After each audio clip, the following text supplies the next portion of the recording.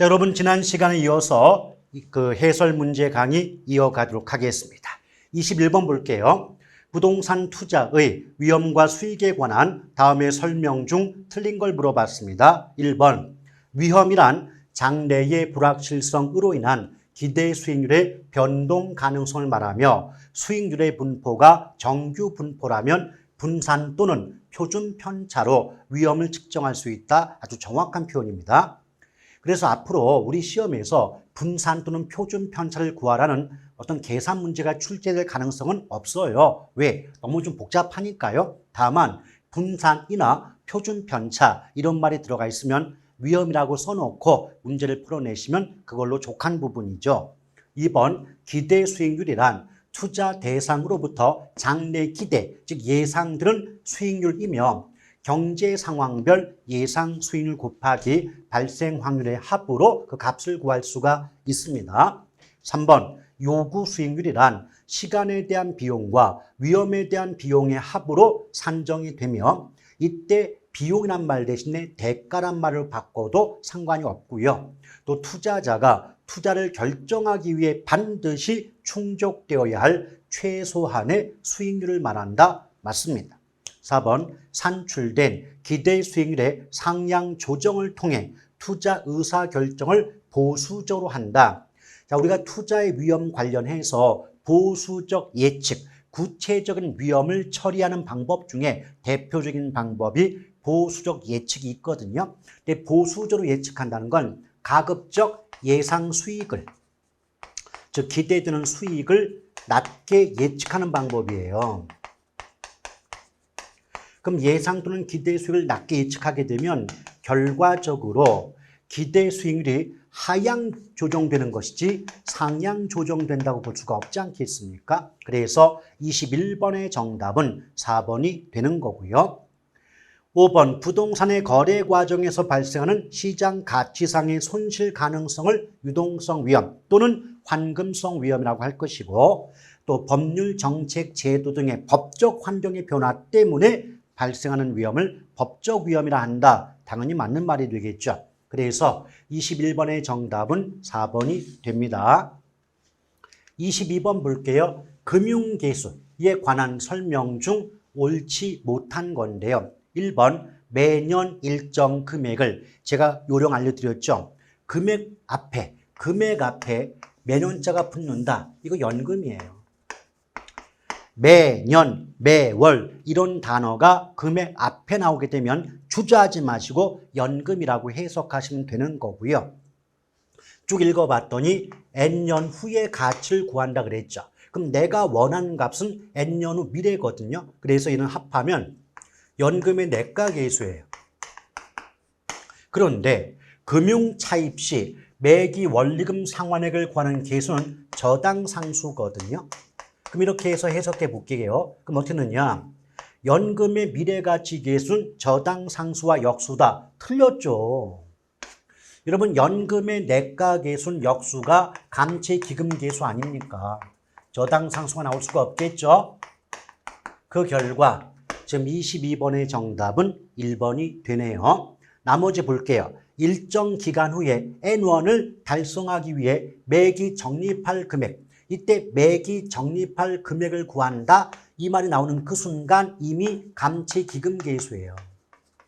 그럼 감채기금계수는 앞서 언급한 바와 같이 연금의 내가계수와 역수인 거 맞거든요. 3번, 일시금의 내가계수란 일시금의 현가계수의 역수로 이자율이 R%일 때 현재 N1의 N년 후 가치를 구할 때 이용한다. 맞습니다. 4번, 대출 실행 후 일정 시점의 융자 잔고. 잔고는 잔금이죠. 그러니까 문제 속에서 잔금, 잔액 이 말 나오면 반드시 공식 속에는 연금의 현재 가치 계수가 포함된다는 점을 기억해 줄 필요가 있겠고요. 5번도 보시면 잔금 비율 나왔죠. 잔금자 나왔으니까 공식 속에 연금의 현가 계수가 공통적으로 등장할 수밖에 없죠. 다만 이 분수 나누기에서 나누기 앞이 분자가 되고요. 나누기 뒤가 분모가 돼요. 그럼 분모와 분자의 차이점은 남은 기간이 분자가 되고 전체 기간이 분모가 된다. 요 차이점만 있는 것뿐입니다. 아시겠죠? 그래서 22번의 정답은 1번입니다. 23번 다음은 투자 타당성 분석에 관한 설명 옳지 않은 거죠. 1번 예상현금 유입의 현재가치 합해서 예상현금 유출의 현재가치를 공제했다는 건 다른 말로 차감한다 또는 뺀 값이다 라고 말할 수 있겠죠. 근데 이걸 우리가 보통 익숙한 말로 바꿔볼게요. 예상현금 유입의 현재가치 합, 이걸 우리말로 바꾸면 자, 수익현가입니다. 자, 수익의 현재가치에서 현금 유출의 현재가치, 이거는 지출현가죠. 지출현가. 다른 말로 바꾸면 현금 유입의 현재가치에서 현금 유출의 현재가치를 뺀 값. 여기까지 끌으면 이것이 바로 뭐다? NPV, 수년가의 수년가.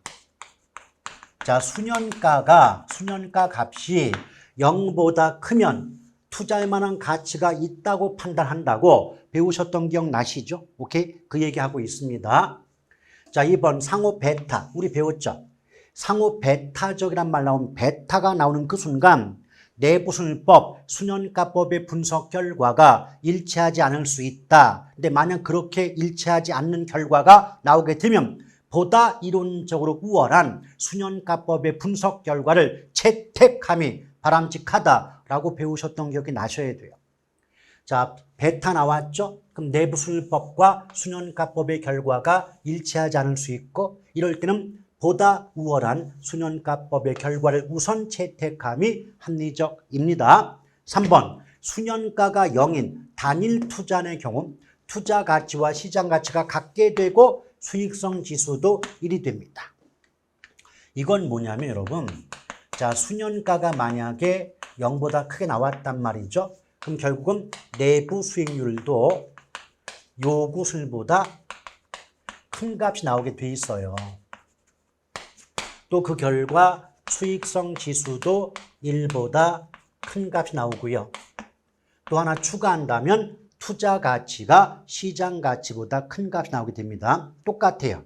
그럼 수년가가 0과 같다면 내부 수익률과 요구 수익률이 일치하게 되고 또 수익성 지수도 1값이 나오게 되고요.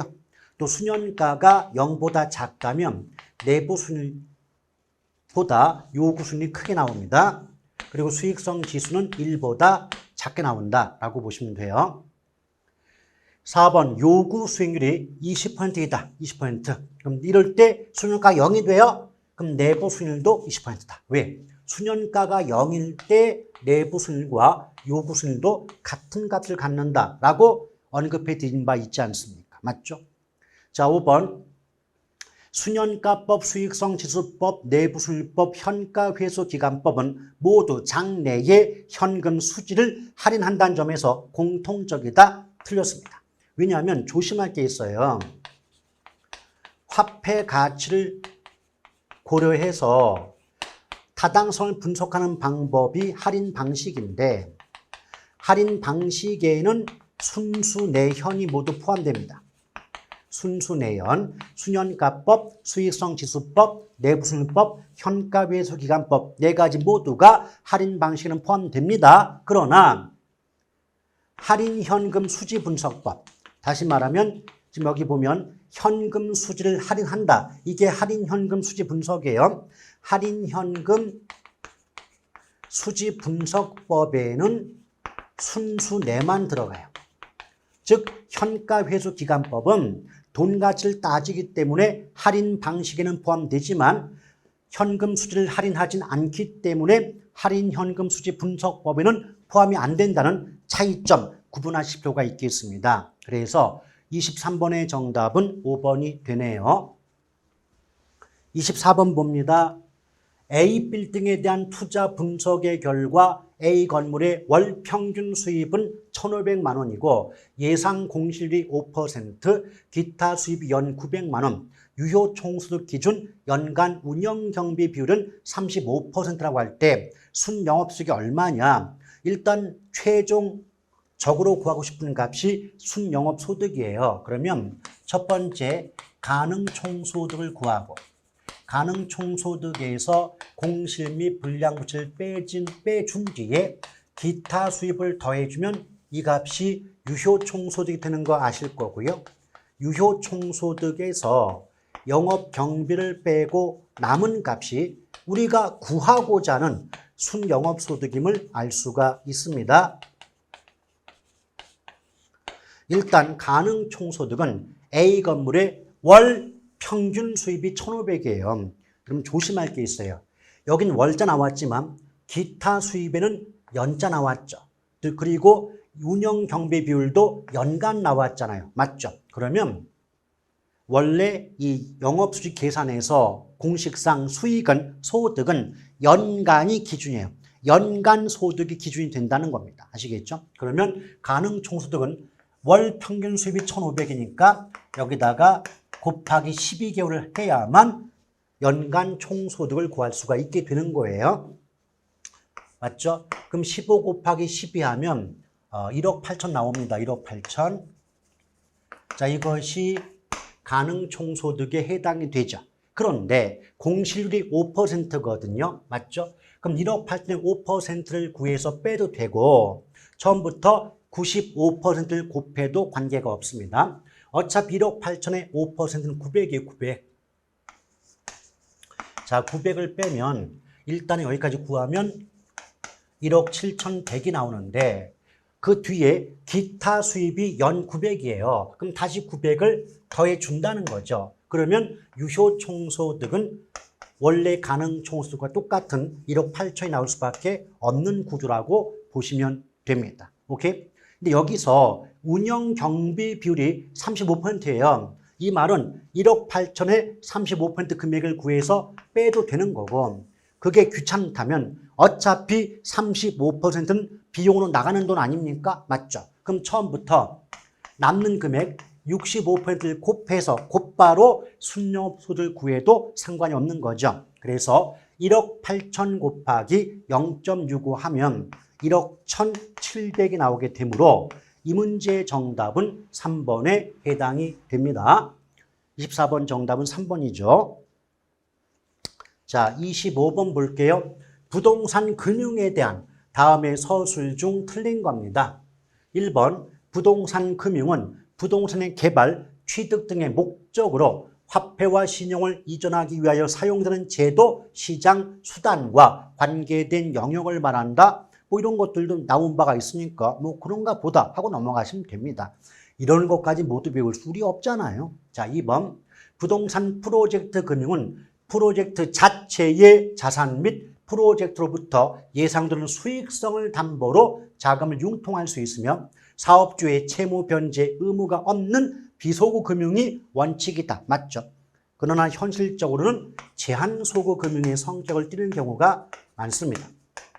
그런데 실제 우리 시험 문제에서 비소구 금융, 제한소구 금융 뜻이 정확히 뭐냐라고 물어보지 않으니까 걱정하지 마시고요. PF, 즉 프로젝트 금융 나오면 비소구 또는 제한소구 금융이라고만 기억해 놓으셔도 문제를 푸는 데는 전혀 지장이 없지 않을까 생각을 합니다. 3번 주택 저당 대출의 기준인 담보 인정 비율과 차주 상환 능력 DTI인데요.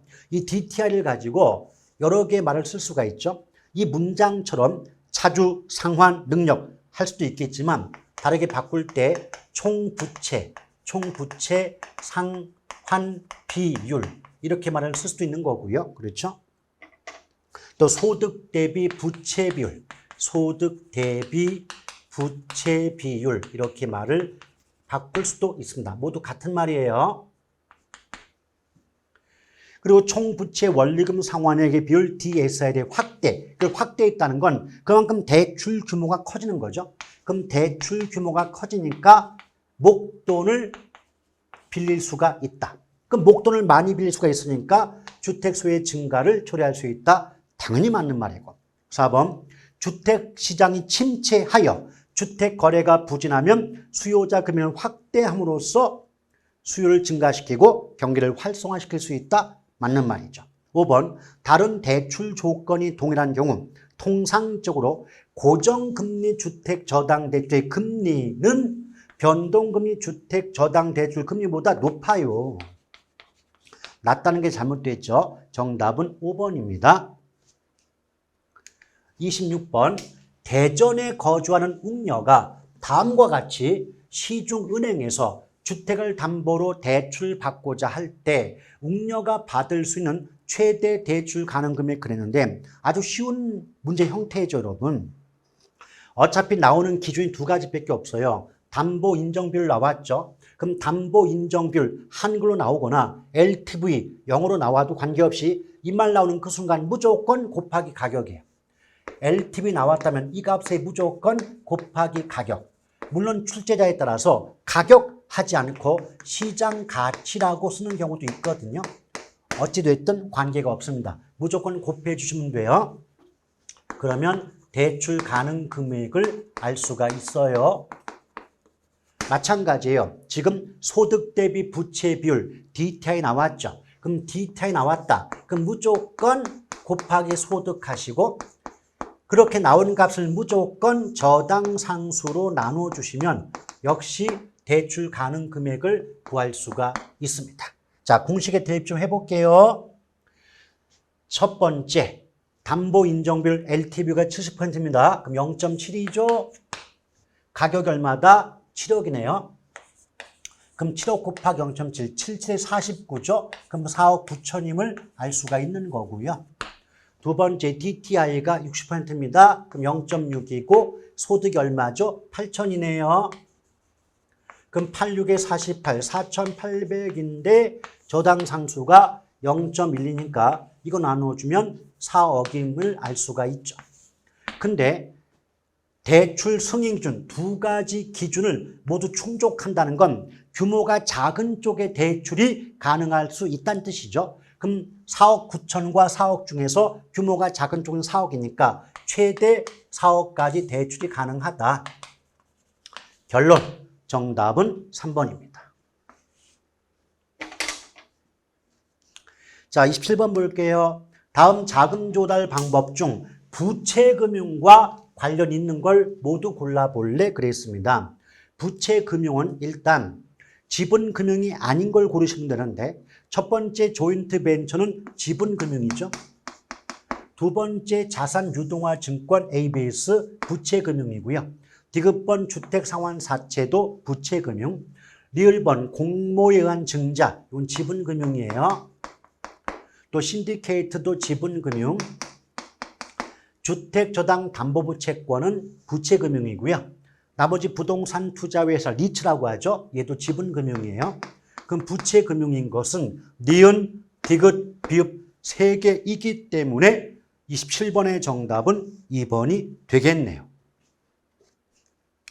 자, 28번 볼게요. 다음은 저당 상환 방법에 대한 설명 틀린 걸 물어봤는데 다른 조건이 일정하다면 원리금 균등 분할 상환 방식의 대출 초기의 원리금 상환액 빚 갚는 금액은 원금 균등 분할 상환 방식의 빚 갚는 금액보다 적다. 맞죠? 그래서 우리 어떻게 배웠냐면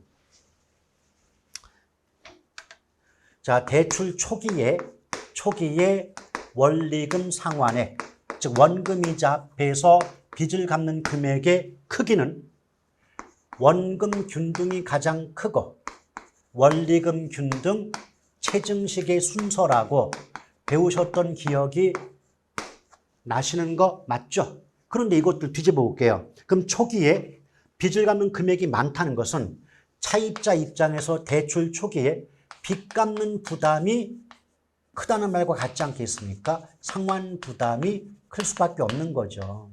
그래서 원금 균등이 상환 부담이 가장 크고 최정식 상환이 가장 부담이 초기 상환 부담이 가장 작다라고 볼 수가 있겠습니다. 또 이때 대출기관, 돈을 빌려주는 대출기관 입장에서는 초기에 원금이자 앞에서 빚 갚는 금액이 가장 많은 방식인 원금 균등이야말로 은행 입장에서는 빌려준 돈을 떼먹히지 않는 그 가능성이 높지 않겠습니까? 즉 빌려준 돈을 떼먹힐 위험이, 즉 원금 회수 위험이 가장 작은 방식이 원금 균등이에요. 그래서 대출자 입장에서 원금 회수의 위험은 원금 균등이 가장 작고 최정식 상환이 가장 크다, 높다라고 볼 수가 있겠습니다. 자, 2번 원금 균등 나왔죠? 그럼 원금을 균등하게 갚는다. 그래서 원금을 갚는 곡선은 수평선, 매 기에 원금 상환액 일정하겠죠. 매 기에 원금을 갚는 금액이 일정하다 보니까 원금 상환 곡선도 수평선의 모습을 보일 수밖에 없는 거죠. 자, 3번 대출자. 항상 대출자가 나오면 그냥 은행이라고 써놓고 푸세요. 은행 입장에서 볼 때 대출 원금의 회수 위험, 내가 빌려준 돈 떼먹힐 위험은 원금 균등이 가장 작고 최정식이 가장 높다, 크다. 맞지 않습니까? 자, 4번 원리금 균등 상환 방식의 매기의 원리금 상환액은 일정하다. 그러니까 결국 원리금 균등이란 말이 나올 수 있겠죠. 그런데 초기에는 잔액이 많아요. 잔액이 많이 남아있다 보니까 이자액도 클 수밖에 없죠. 여러분, 어떤 상환 방식은 간에 이자액은 잔액 곱하기 이자율로 구해요. 그러므로 잔액이 많이 남아있을수록 이자액이 많을 수밖에 없는 겁니다. 아시겠죠? 자, 그래서 이 문제의 정답은 4번이 됩니다. 5번 대출기관 은행 입장에서 만기까지 이자 누적액, 이자를 합산한 값은 최정식이 가장 많고 가장 빠르게 빚 갚는 원금 균등은 가장 잔액이 빨리 줄어드니까 이자액이 가장 작을 수밖에 없어요. 정답은 4번. 29번입니다. 부동산 투자회사에 관한 설명으로 틀린 거 그랬는데요. 자, 부동산 투자회사는 영업인가를 받거나 등록을 하고 최저 자본금 이상을 갖춘 후에는 현물 출자를 통해 신주를 발행할 수 있습니다. 또 현물은 부동산으로 한정되지는 않는다. 맞죠? 그래서 이때 현물 속에는 당연히 부동산은 포함되는 거고요. 이것 이외에 지상권 등 부동산 사용 수익권, 자, 지상권을 비롯해서 부동산의 사용 수익권, 또 부동산 신탁 수익권,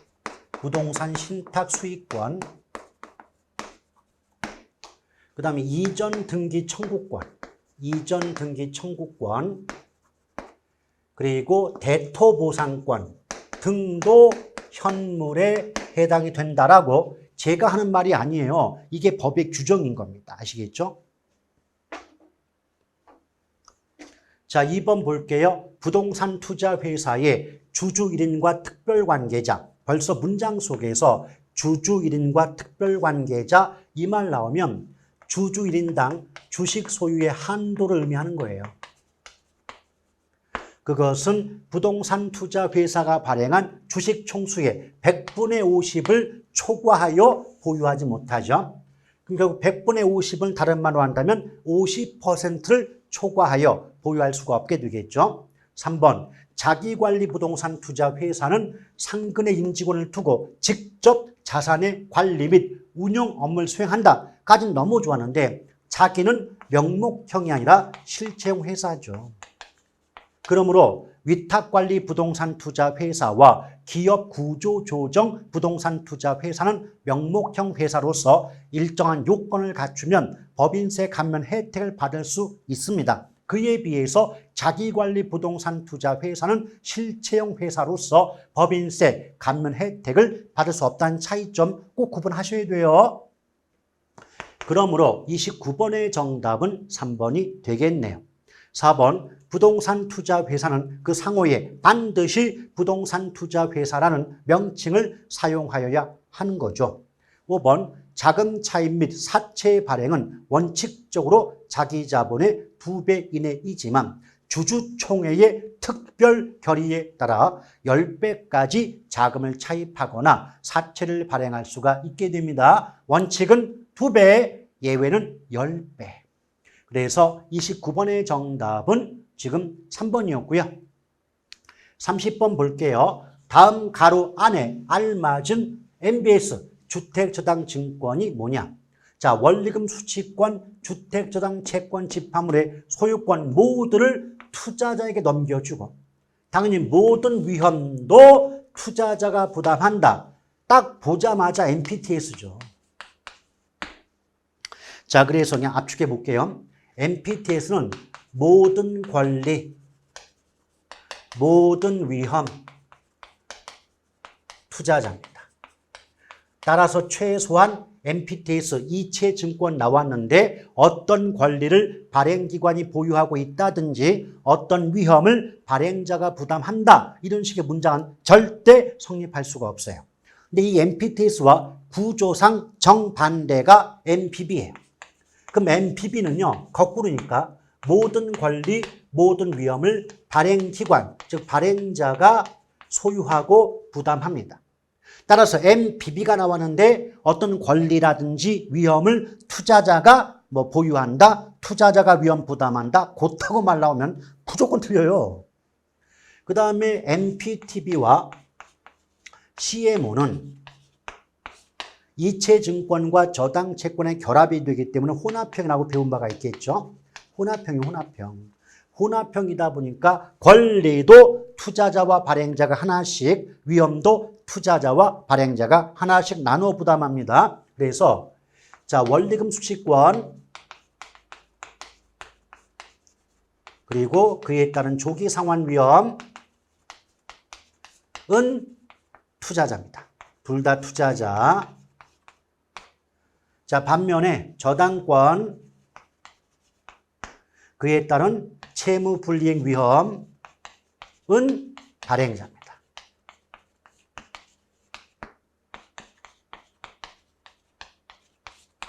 자, 이 정도만 구분되셔도요.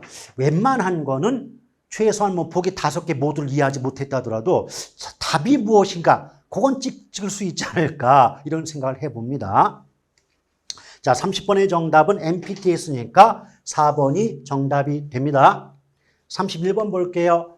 부동산 개발에 대한 다음의 설명 중 옳지 않은 것. 1번 최대 가격 보증 계약을 했는데 어차피 부동산 개발의 위험은 워포드가 주장하기를 법시비로 구분하거든요. 법시비.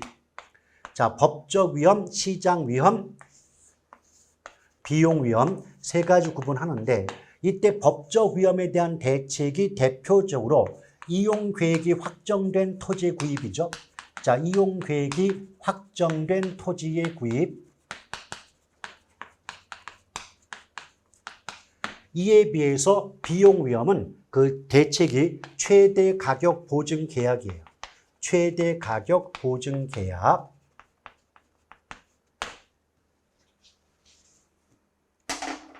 또한 법적인 위험은 크게 두 가지로 구분할 수 있겠죠. 법적인 위험은 공법적 측면과 사법적 측면의 위험으로 나눠볼 수 있다는 것 알고 계실 겁니다. 자, 공법적 위험은 지역지구제죠. 가장 대표적으로 지역지구제 등과 같은 공법적 측면의 위험과 토지 소유권 등과 관련된 사법적 측면의 위험으로 구분해 볼 수 있다고 배우셨던 기억 날 거고요. 그런데 최대 가격 보증 계약을 통해서 비용 위험 자체는 줄일 수가 있겠지만 반면에 저렴한 비용으로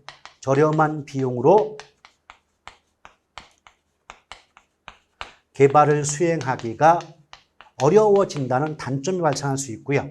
또한 부실공사의 우려도 커질 수 있다는 두 가지 측면의 문제가 발생할 수가 있습니다. 그러니까 최대 가격 보증 계약 나왔죠? 그럼 개발 위험 중 비용 위험을 줄일 수가 있죠. 그러나 부실공사 및 저렴한 공사비로 사업의 완성이 어려워질 수 있다. 맞아요.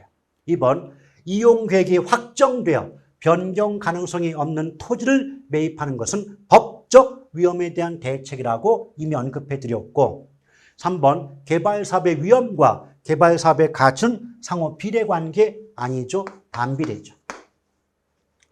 구체적으로 따져볼게요.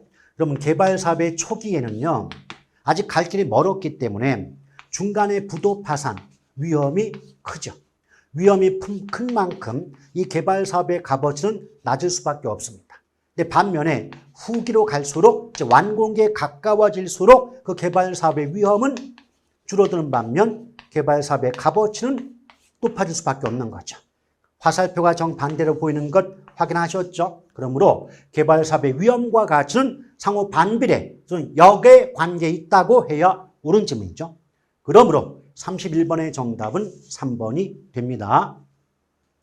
자, 4번 시장 분석의 결과 특정 유형의 부동산에 대한 수요가 공급보다 많다면 시장성이 높다고 말할 수 있다. 당연히 맞죠. 왜? 수요가 공급보다 많다는 건 결국은 뭐다? 물건이 부족하다는 거예요.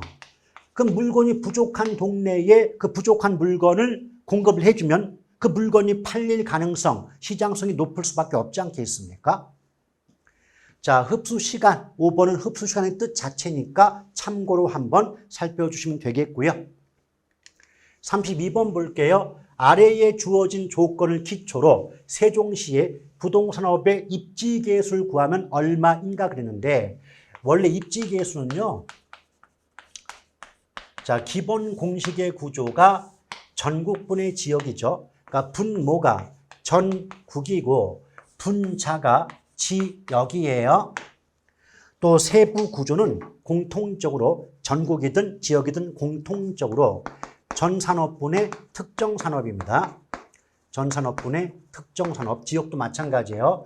전산업이란 말은 전체 산업, 모든 산업을 의미합니다. 자, 특정 산업. 이 뒤에는 뭐 고용자 수, 종사자 수, 뭐 어떤 비용액 이렇게 써도 상관이 없습니다. 요 구조만 아시면 됩니다. 근데 이 문제에서 물어본 게 어디를 물어봤다? 세종시를 물어봤다. 그럼 지역이 대전과 세종 두 개 있잖아요. 근데 물어본 게 세종이니까 대전은 볼 것도 없다는 거예요, 이게. 그리고 기본 구조상 분모가 전국이 되기 때문에 입지계수 구할 때 요령이 뭐냐면 표에서 분모가 전국이니까 전국을 먼저 보는 습관을 키우실 필요가 있는 거예요. 무엇부터 먼저 본다? 전국부터 본다. 전국의 전체 산업 생산액이 900억 원인데 그런 억원 이런 거 필요 없어요. 숫자만 보시면 돼. 오케이? 그럼 전국의 전체 산업은 900이에요. 900. 근데 우리가 원하는 건 부동산업이죠. 이 부동산업이 특정 산업이에요. 그럼 전국에서 부동산업은 500이에요. 500. 일단 써놓고 자, 지역은 세종입니다. 세종에서 전체의 생산액은 600. 내 부동산업이라는 특정 산업의 생산액은 400. 이랬어요. 자, 값을 구할 때 어차피 0 2개씩은 필요가 없어요. 그럼 9분의 5분의 6분의 4인데 이 9분의 5라는 게 딱 떨어지는 값이 아니거든요. 이럴 때 이용하는 방법은요. 안쪽끼리 곱하고 바깥쪽끼리 곱해라. 그러면 안쪽끼리 곱한 값이 뭐가 돼요? 분모가 돼요. 자, 안쪽 곱한 게 분모입니다. 그러면 5, 6, 30이요. 30이 분모입니다. 바깥쪽 곱한 게 분자입니다. 9, 4, 36이에요. 그럼 30분의 36이니까 나눠주면 1.2가 나온다는 건 어렵지 않은 계산입니다. 그러므로 32번의 정답은 1.2니까 4번이죠. 항상 입지계수는 전국분의 지역. 표에서 보실 때 전국부터 본다. 맞죠? 그리고 세부 구조가 전국이건 지역이건 전산업분의 특정 산업이에요. 부동산업이 특정 산업이었죠. 근데 금융업이 또 물어본다면 금융업 자체가 특정 산업이 될 수가 있다는 거죠. 별거 아닙니다. 자, 33번입니다. 부동산 관리에 대한 설명 옳지 않은 건데 자, 위탁 관리죠. 알고 계시겠지만 관리 3방식 중에서 가장 전문성이 높은 관리 방식이 위탁이죠. 전문업자, 전문업체에게 관리 업무를 위탁, 맡기는 방식이니까요. 그래서 관리의 전문성과 효율성이 가장 높은 방식이고 더불어 관리가 잘 이루어진다면 건물의 내용 연수를 연장시킬 수가 있는 가장 효율적 관리가 위탁이다. 근데 문제는 뭐냐면 관리 업무의 매너리즘한 현상을 방지할 수 있다. 맞아요. 왜냐하면 관리 업무의 매너리즘한 현상, 이것이 자기관리 방식의 단점이거든요. 그럼 자기관리가 뭐였습니까? 부동산을 소유하는 소유자가 직접 소유한 부동산을 관리하는 방식이 직접관리 방식, 자기관리 방식 아닙니까? 맞죠? 그럼 내 걸 내가 관리하다 보니까 관리 업무에 소홀해질 수가 있어요. 이걸 관리 업무에 매너리즘화 현상이 발생한다 그럽니다. 근데 여기서 매너리즘화, 이 매너리즘 이 말 대신에 관리 업무에 타성 현상이 발생할 수 있다. 또는 안일화 현상이 초래될 수 있다. 이렇게 다른 말로 바꿀 수도 있겠습니다. 일단 1번은 당연히 맞는 말이고요. 2번, 오늘날 전문적인 부동산 관리가 필요하게 된 이유, 부재 소유자의 증가, 도시화, 건축 기술의 발달 등을 들 수 있다. 맞습니다. 이 건축 기술이 발달하게 되면 결과적으로 건물 자체가 고층화되고 대형화될 수밖에 없겠죠. 그럼 고층화될수록 또 대형화될수록 설비가 복잡해져요. 그럼 복잡한 설비를 관리하려다 보니까 관리의 전문성도 커질 수밖에 없지 않겠습니까? 자, 3번 자기관리 방식은 그렇죠. 가장 큰 장점. 보안관리 및 기밀유지에 적합하다. 가장 중요한 장점이죠. 그런데 소유자는 본업에 충실할 수가 없어요. 왜? 자, 부동산 소유자가 자기가 갖고 있는 건물, 땅을 직접 관리하는 방식이 자기관리 방식인 거 알고 계시죠? 맞죠? 소유자가 본업이 따로 있는데 관리 업무에 치중하다 보니까 본업에 소홀할 수밖에 없어요. 그럼 본업에 소홀할 수밖에 없으니까 본업에 충실할 수 없다는 단점이 있다는 게 자기관리 방식의 문제점 중에 하나거든요. 그래서 이 문제의 정답은 3번이 됩니다. 나머지 설비, 위생, 보안, 보존은 건물의 기술적 관리에 속하는 거 맞고요. 자, 주거용 부동산은 기존 임차인과의 유대성, 상업용은 매출 수익성인데 이때 매출 수익성 이 말 대신에 가능 매상고라고 말을 바꿔도 상관이 없겠습니다. 또 부동산은 적합성이 임차인 선정의 기준이 된다. 옳은 표현이죠. 34번입니다. 마케팅 전략이네요. 다음의 설명 중 틀린 건데 차별화 영어로 바꾸면 포지셔닝. 그럼 타사 제품과 구별되는 자사 제품의 독특한 이미지를 구축하는 전략이 차별화 전략이다. 맞습니다. 2번 침투 가격 전략. 일단 침투 가격 전략이 본질적 성격상 저가 전략이에요. 그래서 짧은 시간 내에 시장 점유율을 높이려면 가격을 싸게 책정해야만 되기 때문에 이런 저가 전략을 채택하게 되죠. 그런데 우리가 보통 문제를 풀 때 저가 전략, 고가 전략 이렇게만 풀어봤거든요. 근데 갑자기 침투 가격 전략 이런 말 나오면 침투 가격은 뭐야? 이러면서 혼란을 겪을 수가 있지 않겠습니까? 맞죠? 그래서 침투 가격 전략 나오면 아 이거 저가 전략이야 라고 생각하시고 문제 푸시면 되는 거예요. 알면 별거 아닌데 모르면 되게 어려운 문제일 수가 있지 않겠습니까? 맞죠? 3번 브랜드 가치가 높거나 시장 진입장벽이 낮을 때 고가 전략이다. 틀렸네요. 물론 브랜드 가치가 높을 때는 가격을 높게 책정하는 고가 전략이 바람직하죠. 반면에 시장 진입장벽이 낮다. 진입장벽이 낮다는 건 나와 경쟁 관계에 있는 다른 업체가 기업이 들어올 수가 있다는 거예요. 그럼 그 결과 경쟁이 치열해지죠. 경쟁이 커져요. 그럼 경쟁에서 살아남으려면 가격이라도 싸게 책정해야 되기 때문에 시장 진입장벽이 낮을 때는 저가 전략을 채택하는 게 바람직합니다. 근데 이것까지 묶어가지고 고가라고 했기 때문에 틀린 거죠. 34번의 정답은 3번이 답.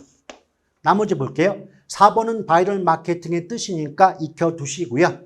5번 제품 판촉 가격 유통. 재판가유. 재판가유가 시장 점유 마케팅 전략 중 4P 믹스 전략에 해당한다고 기억하고 계시는 거 아시지 않습니까? 그래서 특히 4P 믹스 전략은 상업용 부동산에서 중시된다. 맞는 말이죠. 자, 34번의 정답은 3번이었고요. 35번 갈게요. 지역 분석 물어봤네요. 지역 분석에 관한 다음의 설명 중 타당하지 않은 것. 지역 분석이란 대상 부동산이 어떤 지역에 속하고 그 지역적 특성은 무엇이고 또 지역적 특성이 부동산 가치에 어떤 영향을 미치는가를 분석하는 활동이다. 당연히 맞는 말이죠. 2번, 대상 부동산은 지역 내 다른 부동산과 상호 영향을 주고받는 관계에 있으니까 외부 환경의 영향을 분석하는 지역 분석이 필요할 수밖에 없지 않느냐. 맞고요. 3번, 지역 분석을 통해 그 지역의 일반적 평균적 이용, 일반적 평균적 이용, 이 말 자체가 표준적 이용이에요. 표준적 이용. 따라서 최유효 이용을 판정한다는 말 자체는 틀린 거고요. 또 이는 대상 부동산의 표준적 이용을 판정하는 기준 아니라 대상 부동산의 최유효 이용을 판정하는 기준이 될 수가 있다고 해야 되겠죠. 그러므로 3번은 첫 번째 줄의 최유효 이용과 두 번째 줄 중간 표준적 이용의 위치가 바뀌어 있었다면 옳은 문장일 수 있었다는 안타까움이 있습니다. 자, 35번의 정답은 3번이 되네요. 자, 4번. 표준적 이용의 판정을 통해 당해 지역의 가격수를 판단할 수 있으며 이는 대상 부동산의 구체적 가격을 결정하는 경우에 기준이 된다. 맞죠? 왜 그럴까요? 일단은 표준적 이용 판정, 가격 수준 판단, 여기까지는 지역 분석이 맞죠. 그런데 이를 통해서 이는 즉 지역 분석은 대상 부동산의 구체적 가격 결정, 이 부분은 개별 분석이란 말이죠. 그럼 보세요 여러분. 지역 분석이 개별 분석에 선행하죠.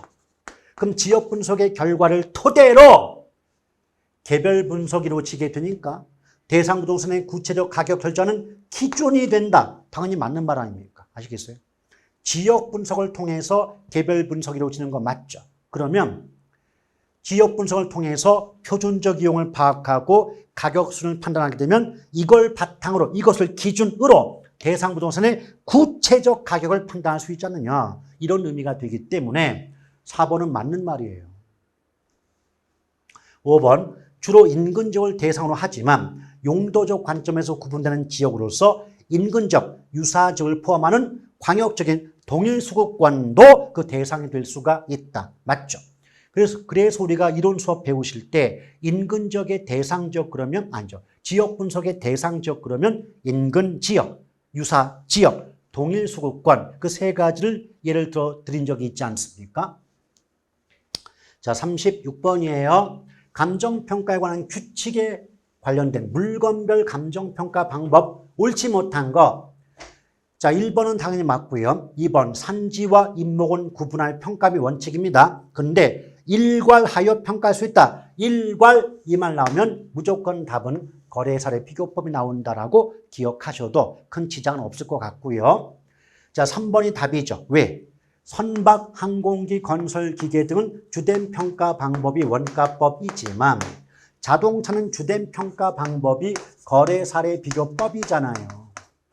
근데 이 네 가지를 모두 묶어가지고 동일한 방법을 평가한다 했기 때문에 틀린 거죠. 자, 36번 정답은 3번이고요. 4번. 자, 토지 나왔죠. 토지는 원칙이 공시지가 기준법이에요. 그러나 적정한 실거래가 기준 이 말 나오는 순간은 거래사례 비교법이 답이 된다. 꼭 구분해서 기억해 두시길 바라겠습니다. 자, 공시지가 기준법의 적용 순서 표시지 계급. 표시지 계급이죠. 표시지 계급. 비교 표준지 선정, 시점 수정, 지역 요인 비교, 개별 요인 비교, 그 밖의 요인 보정입니다. 표시지 계급. 정답은 3번.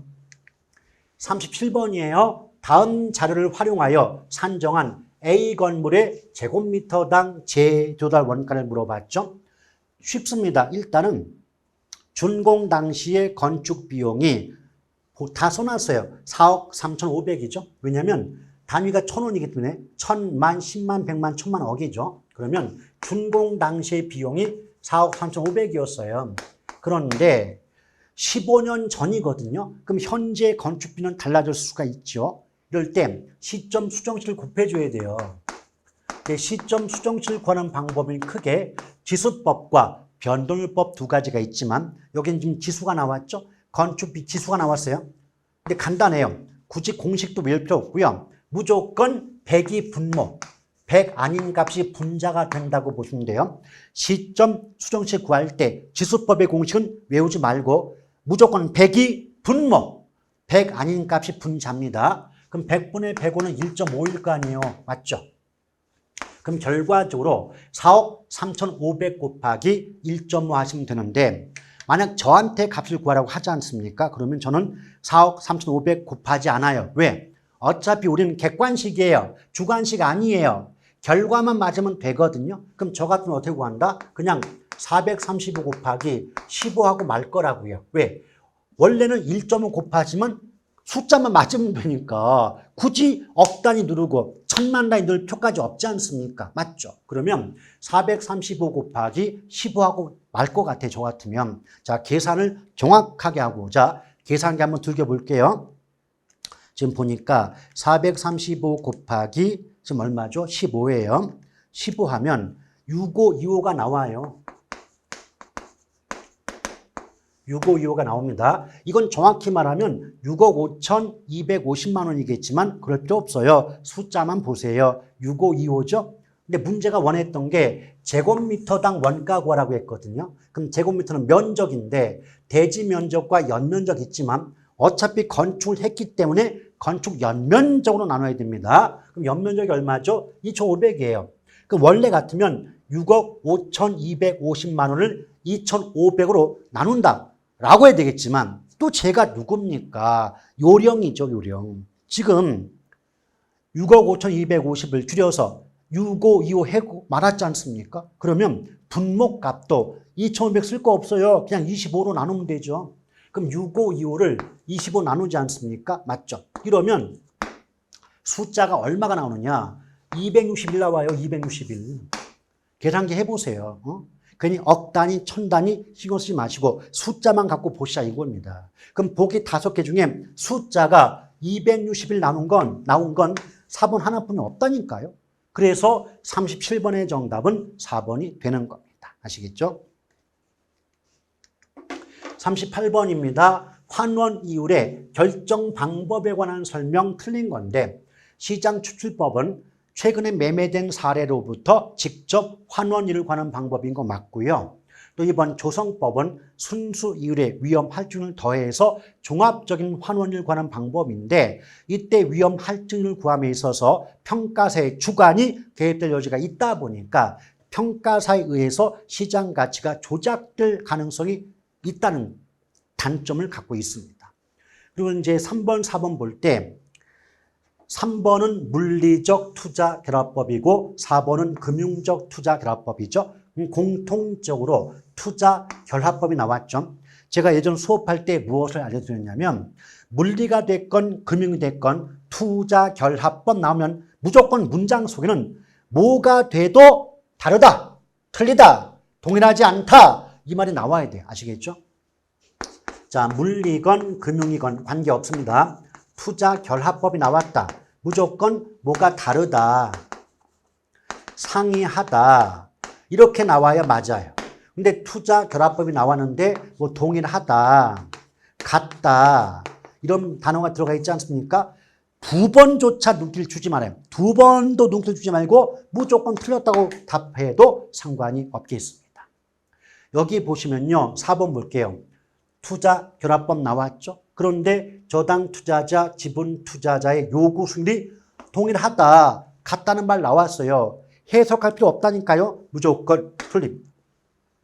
투자 결합법은 무조건 다르다, 상이하다 라고 나와야지 동일하다, 같다 이 말 나오는 순간 틀렸다고 보셔도 전혀 지장 없습니다. 그러므로 38번의 정답은 4번이 되겠네요. 자, 39번 볼게요. 감정평가의 규칙이죠. 용어 정의로 틀린 겁니다. 자, 기준 시점은 감정평가의 결정이 기준된 날짜고요. 원칙은 가격조사를 완료한 날짜가 원칙이에요. 2번, 둘 이상의 대상 물건이 일체로 거래되거나 대상 물건 상호 간의 용도상 불가분의 관계. 여기서 일체로 또는 불가분 이 말 나오면 이미 정답이 일괄평가라고 했던 거 기억하셔야 됩니다. 또 감가수정이란 대상 물건에 대한 제조자 원가를 감액 뺀다는 거죠. 이때 물리적 감가 빼고 기능적 감가 빼고 경제적 감가를 빼는 겁니다. 그럼 감액한다, 감가란 말, 뺀다는 말이 4번이 반복됐어요. 그럼 그 다음 내용에도 금액을 제조자 원가에서 뺀다, 즉 공제하여 뺀다는 말이 나와야 되는데 가산 더한다고 썼기 때문에 3번이 틀린 지문에 해당됩니다. 나머지 4번은 인근적의 뜻이고요. 또 5번도 수익환원법의 의미 자체니까 참고 삼아 그대로 익혀두시길 바라겠습니다. 자, 40번 볼게요. 부동산 가격 공시제도란 부동산의 적정 가격을 공시하여 부동산 가격 산정 기준 및 적정 가격 형성의 도모. 되게 문장 길죠? 결국 얘기하는 게 뭐예요? 가격 공시제도에 관한 설명 중 틀린 거 골라볼래? 그냥 그거죠. 자, 표준지 공시지가. 표준지 공시가는 토지시장의 각 지가 정보 제공하고 토지거래 지표. 이 말도 상당히 자주 출제가 됐던 지문들이죠. 2번 표준지 공시지가는 이의가 있다. 그럼 공실로부터 30일. 이게요. 표준지 공시지가건 개별 공시지가건 단독주택, 뭐 표준주택, 개별주택, 공동주택 무관하게 모두 이 신청은 공실로부터 30일 이내입니다. 또 표준이니까 국토교통부 장관이죠. 그래서 땅이 됐건 집이 됐건 개별만 시군구청장이 나오고요. 개별이 아니다. 즉 표준이나 뭐 공동, 뭐 집합 이런 식으로 개별만 아니면 무조건 국토교통부 장관이 나옵니다. 이 차이점 구분하셔야 됩니다. 자, 3번 개별주택 및 공동주택 가격은 국가, 지자체 등의 기관이 과세 등의 업무와 관련하여 주택가격 산정의 기준 맞고요. 자, 표준지, 비과세 토지, 각종 부담금 부과 대상이 아닌 토지 등에 대해서는 개별 공시지가를 결정 공시하지 않을 수 있어요. 결정 공시하지 않을 수 있다가 법의 규정입니다. 근데 공시하여야 한다, 반드시 하여야 된다 해서 틀렸군요. 정답은 4번입니다. 나머지 5번 같은 경우도 뭐 가격 공시제도, 즉 부동산 가격 공시에 관한 법률의 규정이니까 법 규정들은요 제가 일일이 설명할 수 없습니다. 자주 나오는 말 참고 삼아 익혀두실 필요가 있다는 것 다시 한번 강조를 드리고 싶은 거죠. 자, 이렇게 해서 온라인 모의고사 해설 강의를 모두 마쳤고요. 여러분 남은 시간 동안 절대 좌절하지 마시고 힘내시고 반드시 좋은 성과를 얻을 수 있도록 노력해 주시기를 부탁드리고 간곡히 바라겠습니다. 대단히 수고하셨습니다. 고맙습니다.